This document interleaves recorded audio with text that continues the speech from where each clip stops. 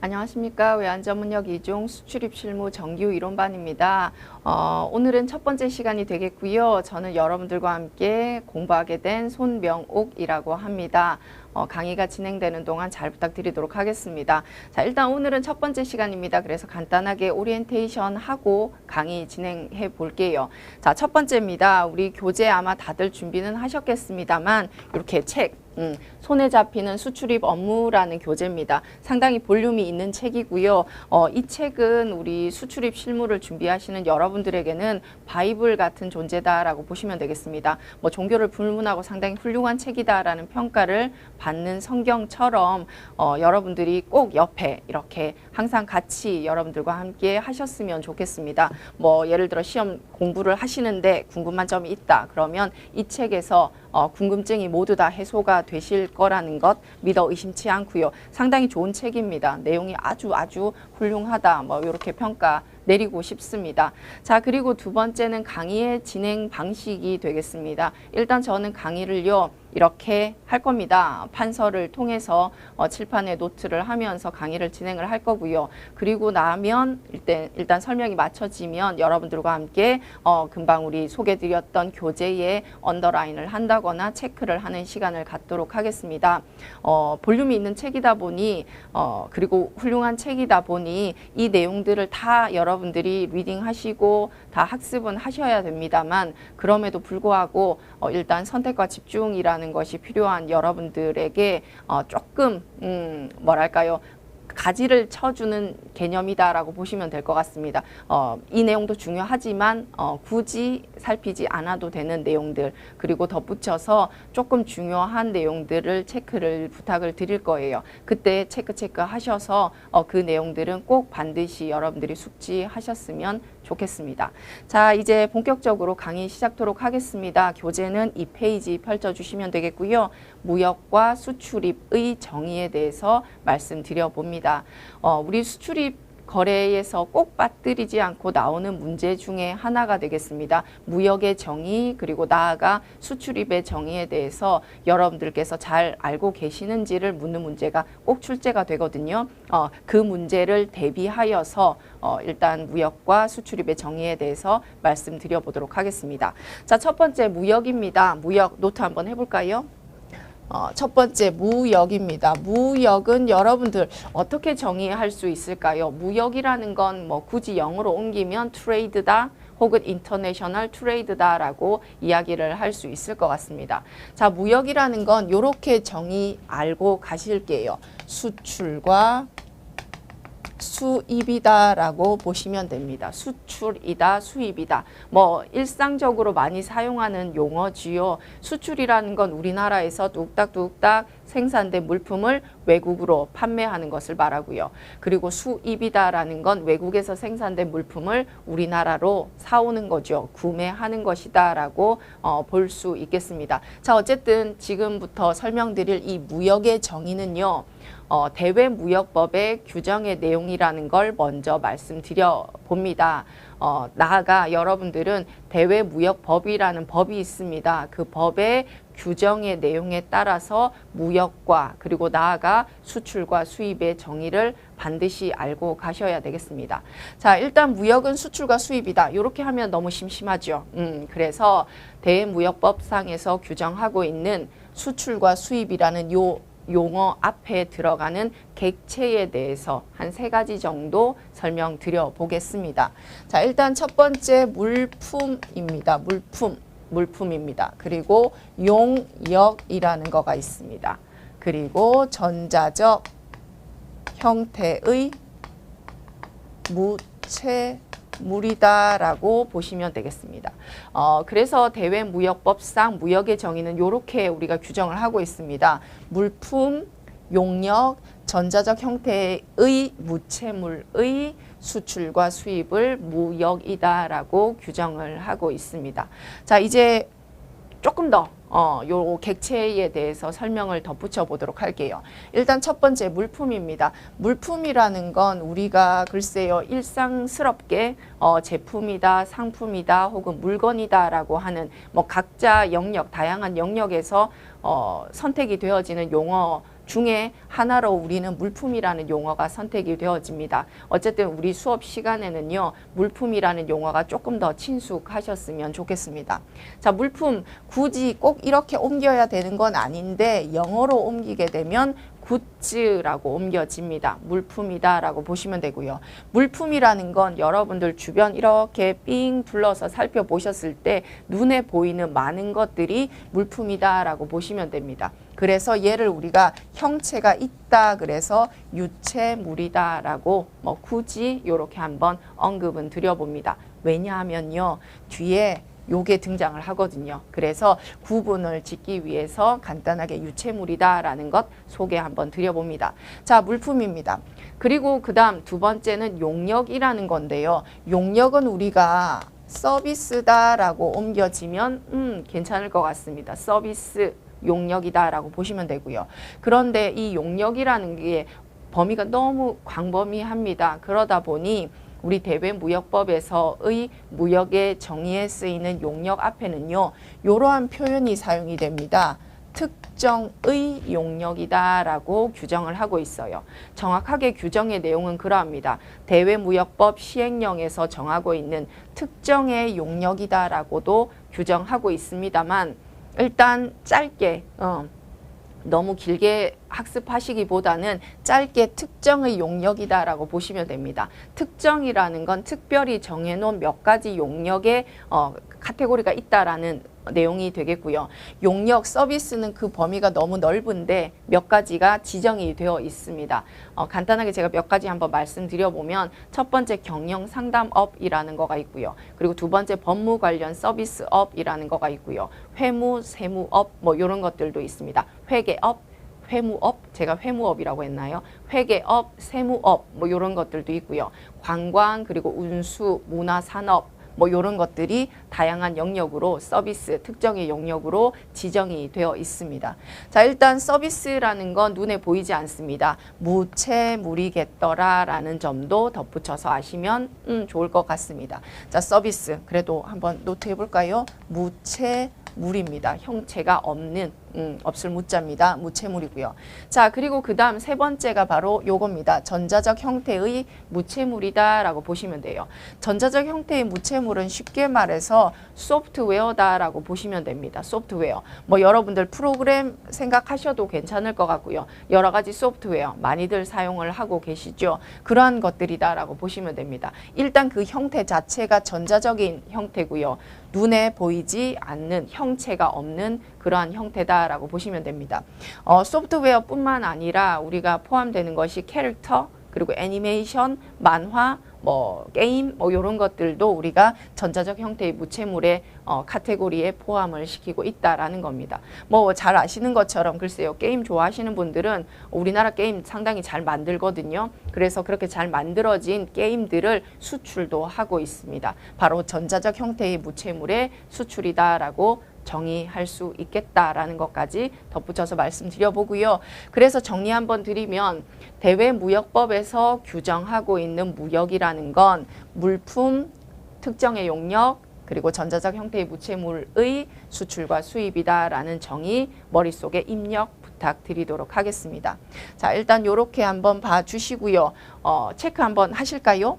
체크 한번 부탁드리겠습니다. 교재는 2페이지 가시고요. 무역거래의 정의라고 되어 있습니다. 상당히 많은 내용이 있습니다만 저는 특별히 마지막 패러그랩 여러분들에게 추천드려 봅니다. 마지막 패러그랩 보시면요. 우리나라의 대외무역법에서는 이라고 되어 있습니다. 즉 대외무역법에서 규정하고 있는 무역에 대한 정의가 되겠고요. 자, 작은 따옴표로 되어 있습니다. 물품 체크 한번 해주시고요. 그 다음 특정의 용역도 체크 한번 해주시고요.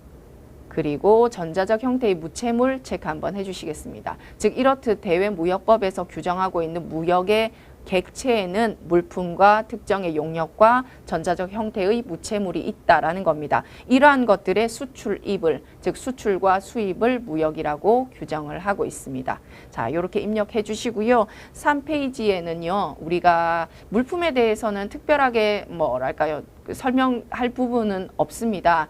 반면에 특정의 용역이라는 것이 어떤 것들이 있는지에 대한 소개가 있습니다. 그거 체크 한번 하겠습니다. 자, 첫 번째 줄입니다. 특정의 용역이라 함은 다음과 같습니다. 라고 소개가 나와 있거든요. 자, 가나다라 막 이렇게 쭉 이어지고 있습니다. 몇 가지 체크해서 여러분들 머릿속에 입력 부탁드릴게요. 왜냐하면 우리가 외환전문역 2종 수출입 실무 시험 문제에서 규정의 내용을 묻기도 합니다만 실제 이 규정의 내용이 응용이 되기도 합니다. 실제 사례가 뭐랄까요? 더 딥혀져서 여러분들에게 퀘스천이 던져집니다. 그랬을 때 이건 특정의 용역이야 라고 여러분들이 구분하실 수 있었으면 좋겠습니다. 자, 가 경영 상담업 체크하시고요. 나 법무, 법무 관련 서비스업입니다만 법무만 입력하시면 되죠. 예를 들어 그런 겁니다. 내가 변호사입니다. 제가 변호사예요. 로펌에 속해 있는 아주 훌륭한 변호사입니다. 그러한 법무 서비스를 누군가에게 제공을 합니다. 수출이고요. 누군가로부터 제공을 받았다. 수입이다. 라고 규정한다라는 점 알고 가시면 좋겠습니다. 자, 그 다음에 회계 세무라는 단어 체크 한번 해주시고요. 그리고 사 보시게 되면 문화산업이라고 되어 있습니다. 문화산업. 그 다음 자 보시게 되면 관광사업이라고 되어 있죠. 관광 여러분들도 여행 많이 가실 겁니다. 일단 여행을 가게 되면 자야 되는 호텔 그리고 경우에 따라서 거기서 우리가 뭐랄까요 즐길 수 있는 오락거리 이러한 것들을 다 우리가 관광사업이라는 큰 영역에서의 카테고리 안에 포함되는 것이다 정도 캐치하시면 되겠습니다. 자, 그래서 동그라미 참고 보시면 여행업, 관광, 숙박업 이런 것들이 있죠. 체크 한번 해주시고요. 페이지 넘기시면 4페이지 나와 있습니다. 동그라미 5번에 카지노. 예전에 시험 문제에 또 출제가 되었던 적이 있거든요. 카지노. 어디 LA, 로스앤젤레스, 로스앤젤레스, 라스베가스죠. 거기 가서 재밌게 여러분들이 오락을 즐기신다, 카지노를 방문하신다, 이런 것들도 해당 사항이 있겠다라는 점 참고만 하시면 좋겠습니다. 자, 그렇게 체크 한번 해주시고요. 이제 4페이지 중반 부분에는 전자적 형태의 무채물이 어떤 것들이 있는지를 또 소개를 하고 있습니다. 전자적 형태의 무채물이라는 이 단어를 들으셨을 때 그냥 링크가 되는 건 소프트웨어다라는 점 체크해 주시면 좋을 것 같습니다. 반괄호 1번 보시면요. 소프트웨어라고 되어 있습니다. 그거 체크 한번 해주시고요. 예를 들어 소프트웨어 산업진흥법 이런 법들까지 기억하실 필요는 없습니다. 단순히 소프트웨어가 전자적 형태의 무채물이야 라는 것만 특정 구분하시면 좋을 것 같습니다. 자, 그 다음에 반괄호 2번 보시면 참고라고 되어 있는 부분 나와 있습니다. 첫 번째 줄 보시면요. 영화, 게임, 애니메이션, 만화, 캐릭터 등이라고 되어 있죠. 그리고 데이터베이스, 전자서적 이런 것들도 전자적 형태의 무채물에 포함된다라는 점만 참고하시면 좋겠습니다.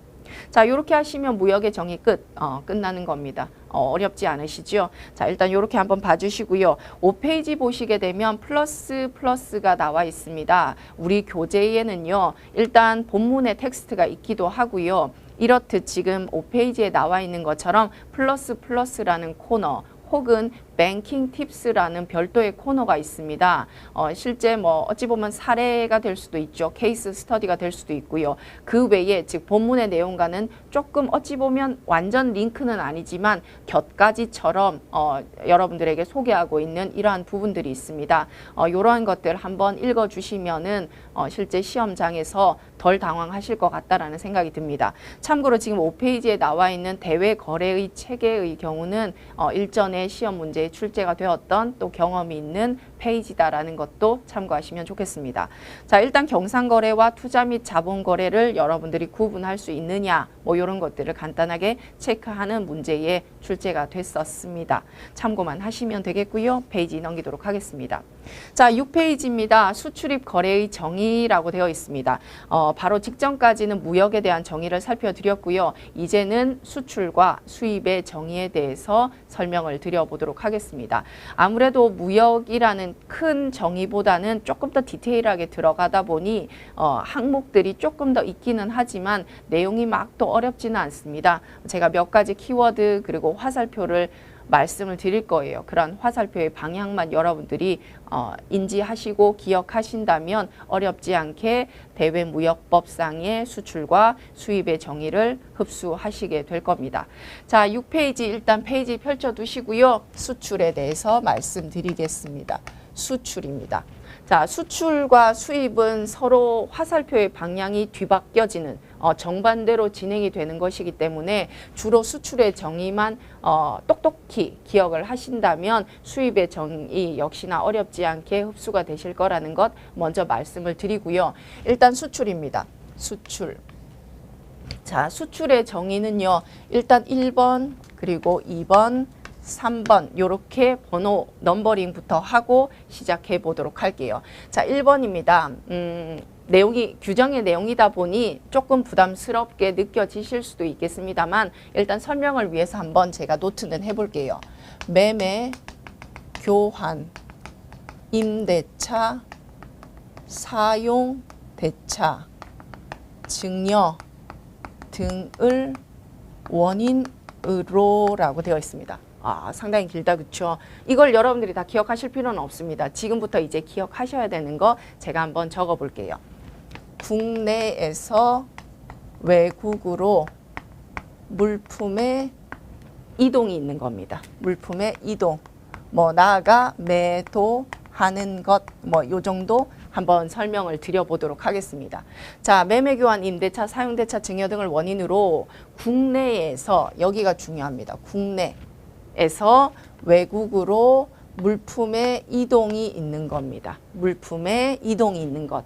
그리고 매도하는 것이다 라는 겁니다. 실제 규정에는 매도라는 표현은 없습니다만 요 매도라는 표현을 한번 소개는 드려볼게요. 요 매도라는 건 물건을 파는 걸 말합니다. 우리가 영어로는 셀링, 셀을 우리가 매도하는 것이다 라고 이야기를 하거든요. 요거 조금만 더 살을 붙여서 말씀드려보면 우리가 수출입 절차에서 제가 우리 무역 거래의 주인공입니다 라고 하면서 소개는 드리겠습니다만 일단 살짝 예고편 정도로 알고 가시면 좋을 것 같습니다.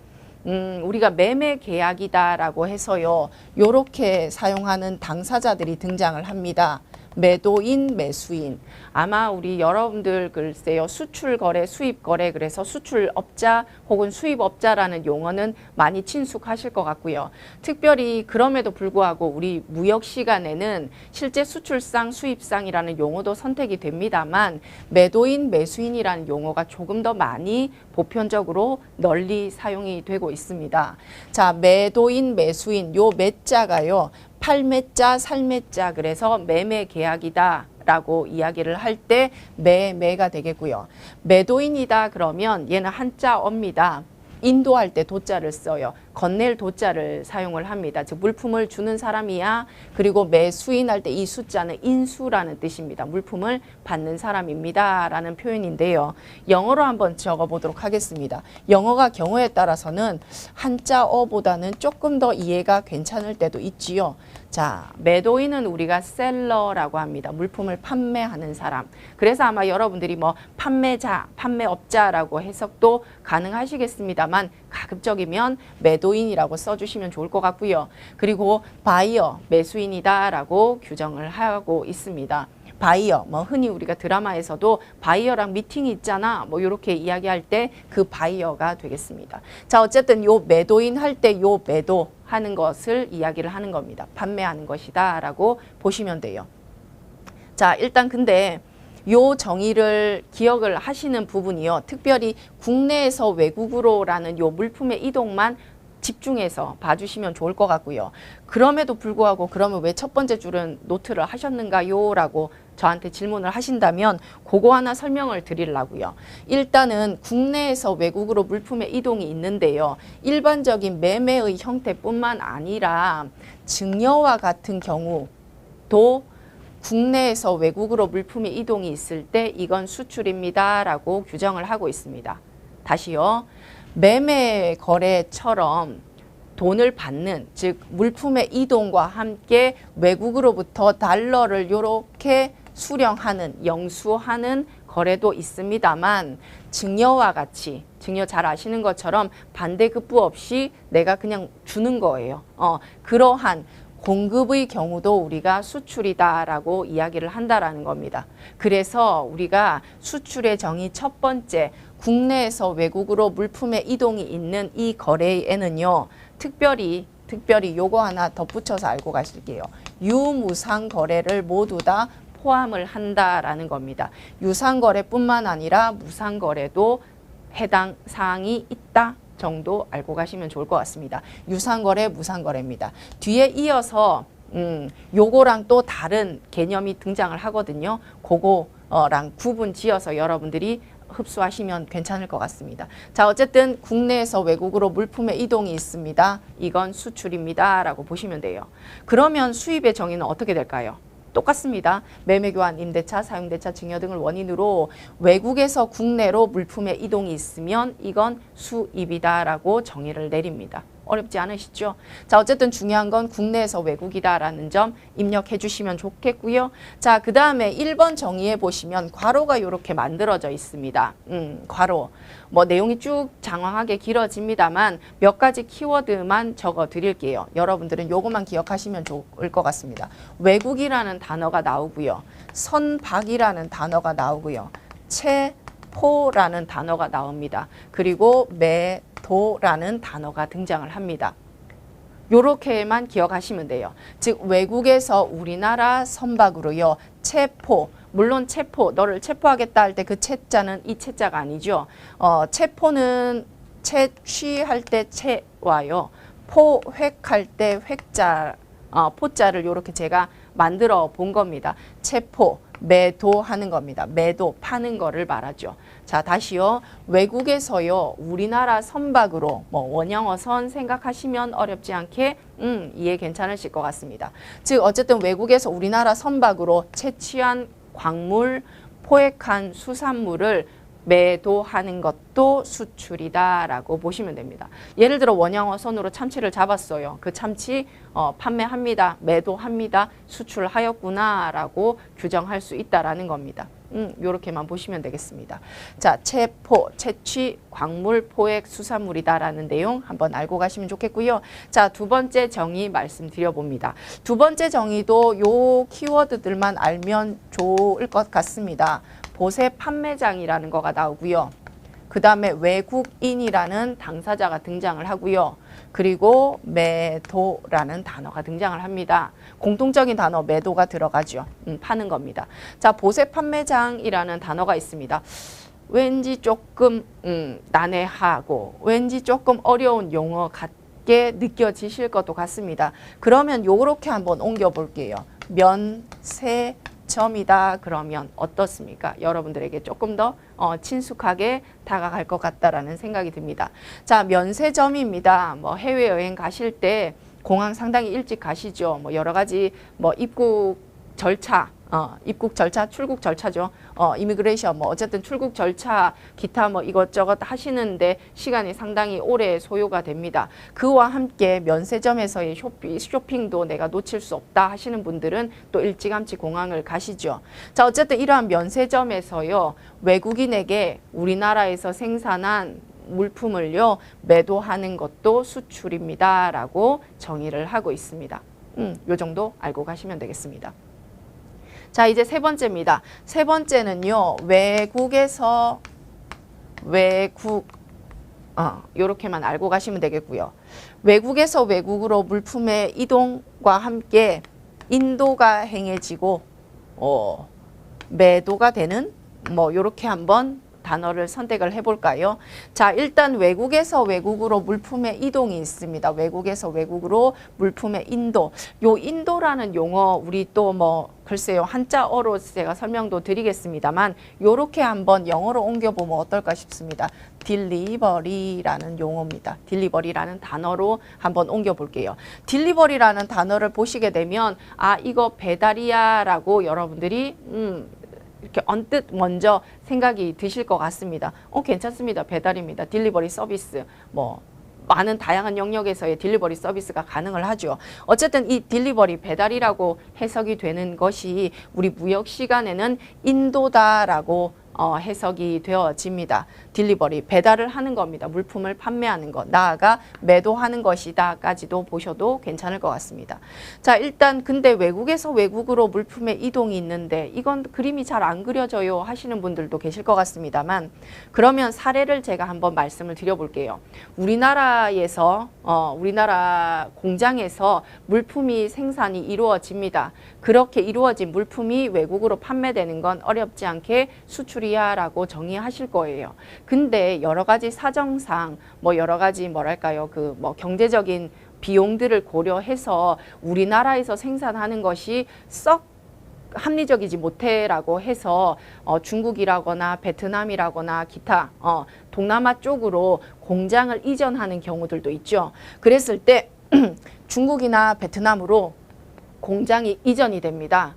중국에서, 즉 외국입니다. 거기서 생산된 물품이 외국에서 판매가 이루어지는 거죠. 즉 중국이나 베트남에서 이렇게 판매가 이루어진 것들이 외국으로 판매가 이루어집니다. 그러면 그 외국으로부터요, 달러는 어떻게 해요? 이렇게 국내로 달러는 또 수령을 하게 되는 그러한 거래를 우리가 수출이다라고도 정의를 한다라는 겁니다. 워낙에나 뭐 우리나라뿐만 아니라 많은 나라들이 흔히 뭐 세계의 공장이다라고 하는 중국에다가 중국에다가 공장을 많이 세우고 있지요. 그러다 보니까 외국에서 외국으로 판매가 이루어지는 것 수출이다라고 정의를 할 수 있다라는 겁니다. 특별히 외국에서 외국으로 이렇게 물품이 이동되는 수출을 우리가 이렇게도 이야기를 합니다. 외국 인도 수출이다라고 규정을 하고 있습니다. 얘는요, 우리 특정 거래 형태, 즉 특별히 정해놓은 거래 형태들이 있습니다. 일반적인 수출입 거래와는 그 모양새가 많이 다른 하지만 보편적으로 사용이 되기 때문에 무시할 수 없는 그러한 좀 어찌 보면 스페셜한 그러한 거래들이 총 11가지가 있고요. 그 11가지 중에 하나에 해당을 하는 것이다 정도 알고 가시면 좋을 것 같습니다. 우리가 뒤에 이어서 나중에 특정 거래 형태 소개를 드릴 때 말씀을 드리게 되는 첫 번째로 소개를 아마 드리게 될 거예요. 외국인도 수출이라는 것이 있다 정도 알고 가시면 좋겠습니다. 즉 어쨌든 외국에서 인도 수출이다라는 점 참고하시면 좋겠고요. 그리고 여기서 덧붙여서 하나 알고 가시겠습니다. 외국에서 외국으로 물품의 이동이 있는 이러한 수출의 경우는요, 반드시 유상거래에 하나겠더라라는 점 참고하시겠습니다. 이는요, 우리 1번의 정의에서 유상, 무상을 모두 다 포함하는 거래다라고 설명드렸던 것과는 조금 구분이 되어져야 되겠습니다. only 유상거래, 무상거래는 해당 사항이 없다라는 점 알고 가시겠습니다. 자, 일단 이렇게 하시면은 수출에 대한 정의 마무리가 되면 좋겠습니다만 아직 2개 더 남아 있습니다. 자, 4번과 5번 이렇게 노트 한번 하실게요. 자, 일단 근데 4번, 5번의 경우는요, 어렵지는 않습니다. 용어가 이렇게 등장을 합니다. 거주자가 비거주자에게 제공하는 것, 인도하는 것을 우리가 수출이다라고 정의를 합니다. 자, 거주자, 비거주자라는 용어는 외국한 거래법상의 용어고요. 물론 외국한 거래법상에서 거주자, 비거주자에 대한 정의가 있습니다만 뭐 그렇게 심도 깊게 보실 필요는 없을 것 같고요. 1차적, 단편적으로 거주자는 거주하는 사람, 그래서 우리나라 국민이야 라고 보시면 되겠고요. 그리고 비거주자는 외국인이야 라고 보시면 괜찮을 것 같습니다. 그렇게만 봐주시고요. 대신 규정의 내용이다 보니 거주자, 비거주자라는 용어가 선택이 되었습니다. 자, 그리고 4번의 경우는 키워드가 용역입니다. 바로 우리 직전에 무역의 정의에서 말씀드렸던 객체의 한 꼭지였죠. 용역, 즉 거주자가 비거주자에게 용역을 어떻게 하는 거요? 제공하는 것. 제공하는 것, 이건 우리가 수출입니다 라고 정의를 한다라는 겁니다. 자, 용역이라는 건 서비스라고 말씀을 드렸고요. 이러한 서비스는요, 제공이 되는 장소가 상당히 다양합니다. 예를 들어 거주자가요, 비거주자가 있는 외국으로 가서 공급할 수도 있어요. 제공할 수도 있습니다. 혹은요, 비거주자가 거주자가 있는 곳으로 와서요, 우리나라로 와서 공급을 받을 수도 있는 그런 그림이 그려집니다. 어쨌든 다양하게 거주자, 비거주자가 이동을 통해서 되게 흔히 국경의 이동이라고 하는데요. 국경을 넘나들면서 서비스를 제공하면 수출입니다. 반대로요, 제공을 받으면 수입이다라고 규정할 수가 있겠습니다. 자, 그 다음 5번입니다. 5번의 경우는 눈치채셨을까요? 전자적 형태의 무채물입니다. 전자적 형태의 무채물, 쉽게 말해서 소프트웨어라고 보시면 됩니다. 소프트웨어를요, 거주자가 비거주자에게 전송하는 겁니다. 전송. 전송, 뭐 트랜스미션이라고 하죠. 아무래도 우리가 전자적 형태다 보니 눈에 안 보입니다. 자, 받아 하고 건네줄 수는 없는 거죠. 그러한 것들은 우리가 전송이라는 방법을 통해 쉽게 말씀드리면 왜 우리 이메일 보내는 그런 것처럼 전송이라는 걸 통해서 비거주자에게 제공을 하는 거죠. 공급을 하는 겁니다. 혹은 경우에 따라서요. 전자적 형태의 무체물을 어떤 디바이스에 담을 수가 있습니다. 컴퓨터라거나 하는 전자적인 장치에 담아서 그걸 인도할 수도 있겠더라라는 겁니다. 그래서 전송하거나 혹은 인도하는 것을 수출입니다. 라고 규정을 하고 있습니다. 반대로요.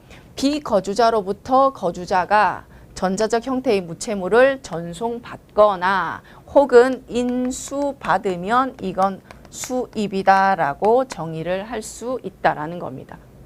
제공, 공급, 공급을 받는다, 준다, 뭐 이렇게 판단하시면 될 것 같습니다. 괜찮으시죠?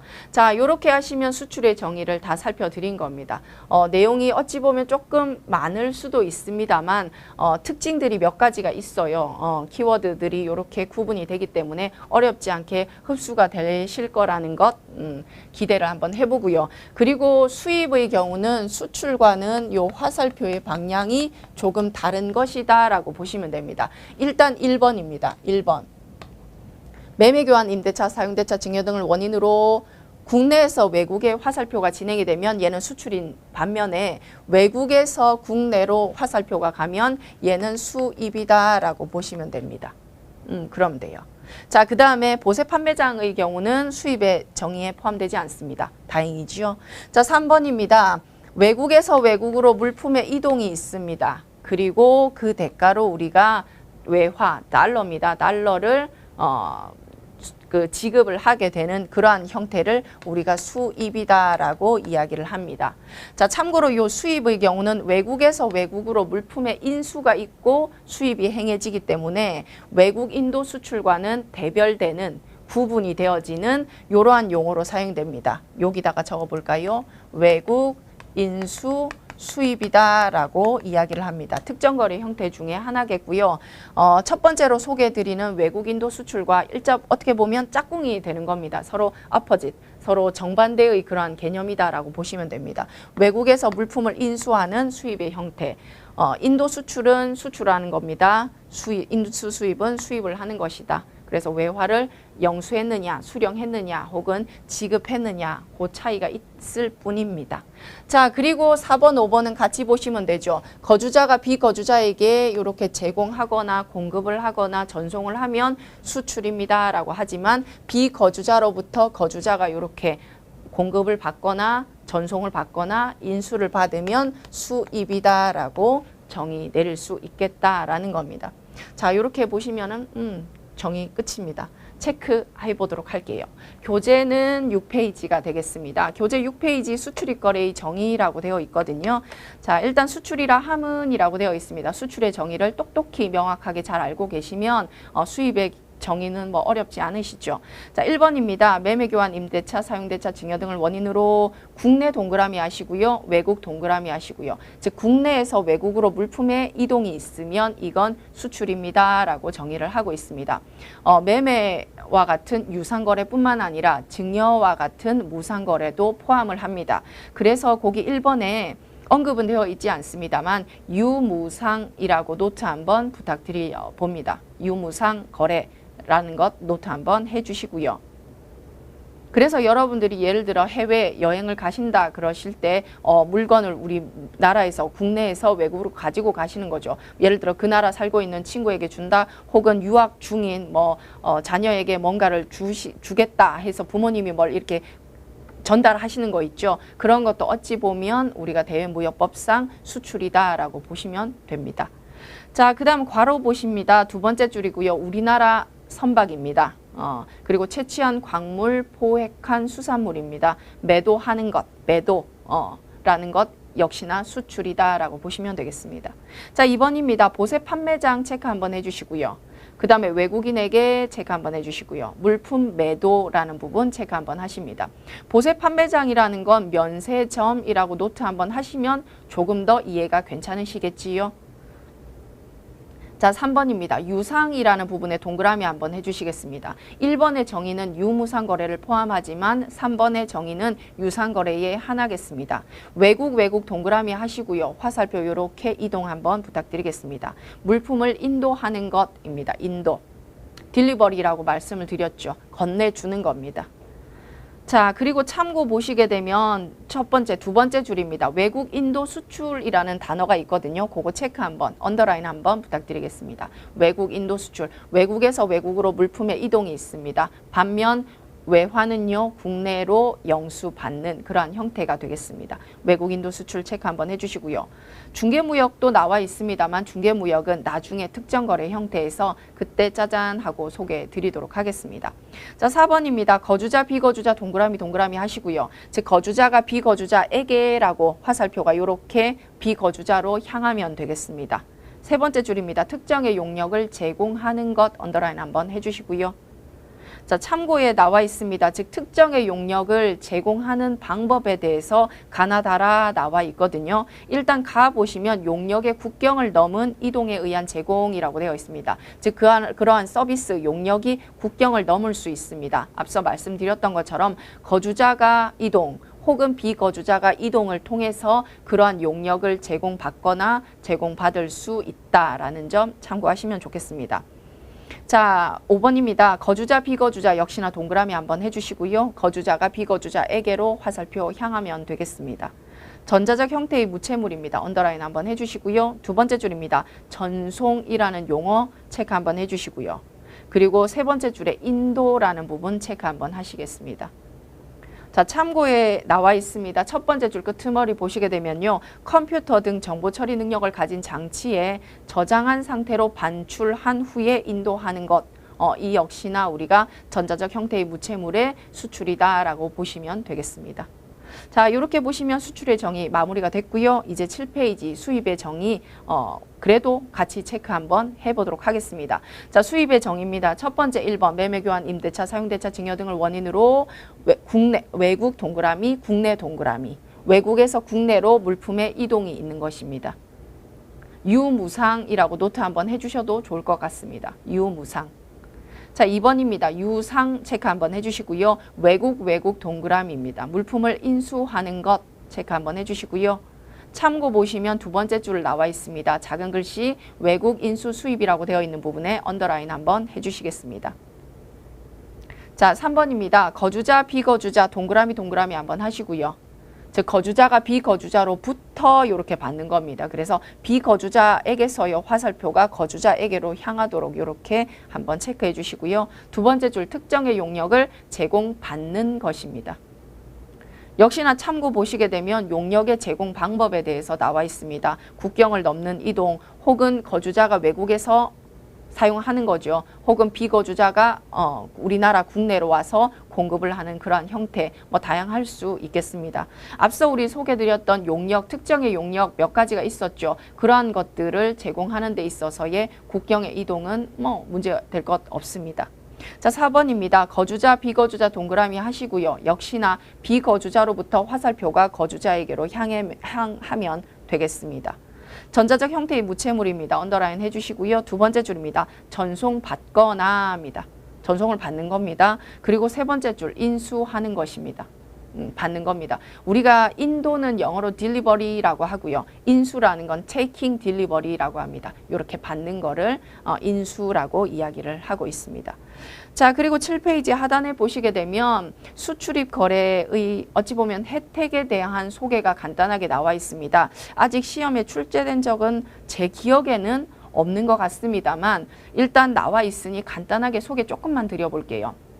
일단 뒤에 우리가 수출입 절차에서 설명드려야 되는 내용도 여기에 간단하게 조금 소개가 있어서 한번 지금 소개를 드려보도록 하겠습니다. 자, 일단 우리가 수출입 거래라고 합니다만 통칭 그렇게 표현은 합니다만 어찌 보면 정확하게는 수출 거래죠. 왜냐? 수출 거래라는 건 외화 획득이 있습니다. 즉 달러를 벌어들인다 외화를 채운다라는 겁니다. 아, 이건 상받아 마땅하다라는 겁니다. 반면 수입 거래의 경우는 내가 돈을 줘야 되죠. 그러니까 이건 좀 배드야.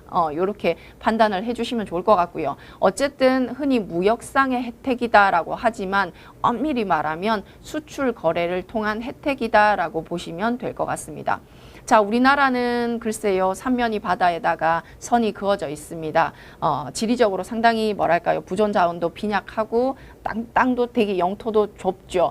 그러다 보니 그 무역이라는 것이 우리나라의 성장에 상당히 큰 기여를 했습니다. 실제 우리나라가 이만큼 성장할 수 있었던 건 무역이 그 베이스가 되었다라는 점에 대해서는 글쎄요, 뭐 부정하시는 분들 없으실 것 같습니다. 어쨌든 이렇듯 우리나라뿐만 아니라 많은 나라들이요, 수출 거래를 하게 되면 상당히 많은 혜택들을 부여하고 있고요. 그렇게 부여받는 혜택 몇 가지를 소개를 드립니다. 첫 번째 1번 보시면 부가가치세 영세율이라고 되어 있습니다. 우리가 부가가치세 VAT라고 하지요. 대개 10%, 10%가 부과가 되는데 그 10%가 0%가 된다라는 겁니다. 그걸 우리가 영세율이다라고 하거든요. 그래서 그러한 혜택들이 있다라는 점 한 번만 그냥 한 번만 봐주시면 좋을 것 같고요. 그 다음 두 번째입니다. 수출용 원재료에 대한 관세 등의 환급이라고 되어 있습니다. 자, 여기서 일단 요 표현을 소개해 드리기 위해서는 관세라는 용어를 먼저 설명을 드려볼게요. 관세입니다. 관세라는 건 우리 그런 거 있거든요. 관세선이라는 선이 있습니다. 국경의 선과는 다른 관세선이 있습니다. 그 관세선을 우리나라 즉 국내에서 외국으로 나가면서 건너게 되면 수출 관세가 부과가 되고요. 반면에 그 관세선을요, 외국의 물품이 건너서 우리나라로 들어오게 되면 수입 관세라는 것이 부과가 됩니다. 일종의 세금의 종류고요. 일명 수출세다, 수입세다라고 하는 부과되는 세금이 있는데 대개 수출세는요, 우리나라를 포함하여 많은 나라들이 부과하고 있지 않습니다. 왜냐하면 수출하는 물품에다가 관세를 빵 하고 붙여버리게 되면 수출 물품의 가격이 어떻게 됩니까? 비싸지는 거죠. 그러다 보니까 수출 물품의 가격 경쟁력이 없어요. 낮다라는 겁니다. 그래서 수출을 장려할 목적으로 수출세에 대해서는 부과하고 있지 않습니다. 하지만 몇몇 국가들은 또 부과하고 있다는 것도 덧붙여서 알고 가시면 좋을 것 같고요. 자, 그리고 수입 관세에 대해서는 철저하게 부과하고 있습니다. 물론 특수한 경우가 있죠. 예를 들어 FTA 같은 경우에는 관세가 철폐되는 경우도 있습니다만 그건 특정 국가 간의 그런 협정을 통한 어찌 보면 예외적인 경우고요. 일반적으로는 수입 물품에 대해서는 관세를 부과하고 있다는 점 알고 가시면 좋을 것 같습니다.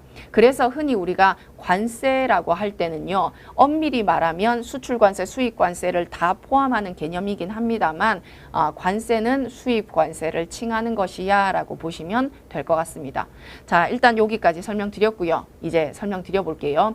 우리나라에서요, 생산을 하는데 이거 우리나라에서는 얻을 수 없는 물품입니다. 원료라는 거죠. 예를 들어 제가 펜을 하나 생산을 해볼게요. 펜을 하나 예를 들어 분필을 생산을 해볼까요? 요 분필을 생산하는 데 있어서 원료가 우리나라에는 없다라고 가정을 해볼게요. 그래서 그 원료는 반드시 수입이라는 걸 통해서밖에 얻을 수가 없다라는 겁니다. 그랬을 때 수입을 해옵니다. 그 원료를요. 수입을 해올 때 수입 관세를 납부를 했겠죠. 그리고 나서 그 수입 물품을 활용해서 원료를 활용해서 생산을 하게 됩니다. 근데 이게 수출할 거예요. 수출용입니다. 수출용입니다. 내수는 아니고 수출합니다라는 그러한 가정합니다. 자, 일단 수출을 합니다. 그렇게 되면 이 수출에 기여가 되었던 많은 물품들 중에서 특별히 수입을 했던 물품, 나아가 수입 관세를 납부했었던 그 관세 부분을요, 돌려받을 수 있다라는 겁니다. 그걸 우리가 관세 환급이다라고 합니다. 물론 관세 환급이 뭐 여러 가지 법제에 따라서 조금씩 개념은 다릅니다만 요 개념 정도 여러분들 입력 한번 하시면 어떨까 싶습니다. 그래서 타이틀이 그래요. 수출용 원재료, 즉 수출할 겁니다. 그 수출하는 물품의 원료로 사용된 물품을 수입할 때 납부했었던 관세를 돌려받을 수 있다라는 겁니다. 그걸 우리가 수출용 원재료에 대한 관세 등의 환급이다라고 규정을 하고 있습니다. 혹은 여기 괄호에는 없습니다만 외화 획득용 원료라고도 이야기를 합니다. 외화를 획득하기 위해 달러를 획득하기 위해 사용된 원료다라고도 우리가 칭하고 있거든요. 자, 어쨌든 관세 환급이라는 방법, 요런 혜택을 받을 수 있다라는 점 참고하시면 좋겠고요. 그리고 금융상의 지원 뭐 요런 거 있다라는 것도 그냥 제가 눈여겨면 상당히 강조의 의미입니다만 가볍게 봐주시면 좋을 것 같습니다. 자, 6번 보시게 되면 수출입 실적이라는 용어가 나옵니다. 나중에 우리가 후반부에 거의 아마 마지막 시간쯤에 실적에 대해서도 말씀을 드립니다. 아주 중요한 개념이 되겠고요. 수출이 우리나라의 경제 성장에 또 크게 기여를 하다 보니 그러한 실적을 또 어떻게 계산을 하느냐 뭐 이런 것들을 또 우리가 중점적으로 살피게 됩니다만 어쨌든 이러한 실적으로 판단 내려서 정말 수출을 많이 하셨군요. 그래서 상을 주기도 한다라는 점 참고하시면 좋을 것 같습니다. 자, 이렇게 하시고요. 이제 페이지 하나 넘겨보도록 하겠습니다. 8페이지입니다. 8페이지 보시게 되면 플러스라고 나와 있습니다. 앞서 제가 간단하게 소개드렸던 것처럼 우리 책에 플러스라고 나와 있는 부분들은 간과하지 마시고 여러분들이 한 번쯤 이렇게 리딩 하시는 것도 도움이 될 것 같습니다. 특별히 8페이지에 나와 있는 플러스의 경우는요. 지금까지 소개드렸던 대외무역법상 수출입 거래에는 해당되지 않는 그러한 케이스가 되겠다라는 점 말씀드리고요. 그래서 실제 수출입 거래와는 뭐가 다른지, 왜 수출입 거래에 정의에 포함되지 않는지 간단하게 소개 한번 드려보도록 하겠습니다. 타이틀이 그러합니다. 대외무역법상 수출입 거래에 해당하지 않는 사례 예시라고 되어 있거든요. 자, 내용 일단 한번 간단하게 빨리 리딩 한번 해보시면요. 외국의 비거주자가요. 우리나라의 A 기업으로부터 물품을 구매를 합니다. 당해 물품을 다시 우리나라 B 기업에 판매하는 거래다라고 되어 있습니다. 요거를요. 지금 간단하게 지금 그림으로 표시가 되어 있거든요. 일단 여러분들 기준으로 제일 센터에 비거주자라고 되어 있습니다. 외국의 비거주자입니다. 외국의 비거주자가 여러분들 기준으로 왼쪽입니다. 거주자 A와 계약을 체결합니다. 즉 거주자 A가 비거주자와 물품 매매 계약을 체결을 하는 거죠. 그리고 대금은 비거주자로부터 받는 그림이 그려지는 거예요. 그런데 비거주자가 거주자 A랑만 거래를 체결했느냐? 그건 아니고요. 거주자 B와도 계약을 체결합니다. 즉 물품을 공급해 주겠다라는 계약을 체결을 한다라는 거죠. 그 대가로 거주자 B는 비거주자에게 대금을 납부를 하게 됩니다. 그런데요, 거주자 A로부터 물품을 직접 비거주자가 받는 것이 아니라 거주자 A가 비거주자를 통하지 않고 거주자 B에게 다이렉트로 물품을 이렇게 이동하는 거래가 되겠다라는 설명 한번 봐주시면 좋을 것 같습니다. 시간 관계상 제가 컨텐츠는 지금 읽지는 않았고요. 이렇게만 간단하게 소개를 한번 드려볼게요. 어쨌든 비거주자와 거주자 A가 매매 계약을 체결, 물품 공급 계약을 체결, 그런데 돈은 받았습니다만 물품의 공급이 어디서 어디로요? 우리나라에서 우리나라로 행해지는 거죠. 이러한 경우는요. 국내에서의 인도가 행해진 수출이다. 그래서 국내 인도 수출이다라고 합니다. 물론 이는요. 거주자 A의 입장에서 국내 인도 수출이다라고 정의를 하게 됩니다. 반면에 거주자 B 입장에서는요. 국내에서 물품을 인수했죠. 그리고 수입이다. 그래서 국내 인수 수입이다라고 정의를 하게 되는 겁니다. 국내에서의 공급이 행해지는 이 부분이 수출입 거래가 아니야 라고 단정 지을 수 있는 아주 큰 키워드가 된다라는 점 알고 가시면 좋을 것 같습니다. 그래서 실무에서는 하고 지금 내용이 나와 있습니다. 국내 인도 수출 거주자 A의 입장입니다. 그리고 거주자 B의 입장에서는 국내 인수 수입이다라는 이러한 용어가 사용됩니다. 따라서 대외무역법상 수출거래, 수입거래에는 해당되지 않는다라는 점 알고 가시면 좋을 것 같고요. 그러다 보니 수출거래를 통하게 되면, 수출거래를 행하게 되면 받았던 혜택들을 못 받게 된다라는 점도 덧붙여서 알고 가시겠습니다. 그래서 저기 하단에 보시게 되면 대외무역법상 수출입 거래에 해당하지 않는 물품 거래, 대금의 지급과 수령이 되므로 무역 거래가 아닙니다. 수출 실적 인정은 불가하다라는 점 참고해서 알고 가셔야 되겠습니다. 자, 일단 요 지금 예시가요. 몇 번은 출제가 됐던 것 같습니다. 간단하게 수출입의 예시, 수출입에 해당하지 않는 어찌 보면 특수한 경우다 보니 여러분들이 요 예시 정도는 알고 가시면 도움이 될 것 같습니다. 자, 이렇게 해서 이번 시간 무역 그리고 수출과 수입의 정의 살펴드렸습니다. 규정의 내용이다 보니 조금 난해할 수 있습니다만 제가 특별히 강조드렸던 부분들 잘 체크하셔서 반복적으로 여러분들이 이렇게 체크하시면 어느 순간에는 암기가 되어 있을 거라는 점 믿어 의심치 않습니다. 자, 그러면 이번 시간 이렇게 마치도록 하겠습니다. 수고 많으셨습니다.